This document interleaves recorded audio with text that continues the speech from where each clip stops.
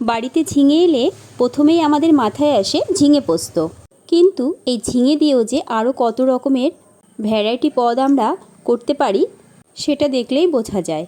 দেখুন কতটা লোভনীয় লাগছে, কতটা টেস্টি মনে হচ্ছে।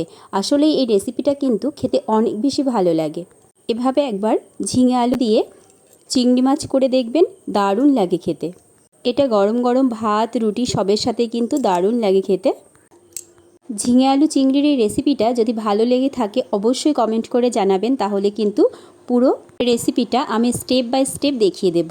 আমার কথাই নয়, এই রেসিপিটা একবার এভাবে ট্রাই করে দেখবেন, তাহলেই বুঝতে পারবেন যে সত্যি এই রেসিপিটা কতটা খেতে ভালো লাগে, কতটা টেস্টি হয়। তো এখানে আমি একটু টেস্ট করে দেখছি। এই যে দেখুন, রান্নাটা করেছি গরম গরম, এবার টেস্ট করার পালা। তো এখানে আমি একটু টেস্ট করে দেখছি। যাকে এটা একবার খাওয়াবেন সে কিন্তু আপনার প্রশংসা না করে পারবেই না। সত্যিই বলছি, অপূর্ব হয়েছে খেতে।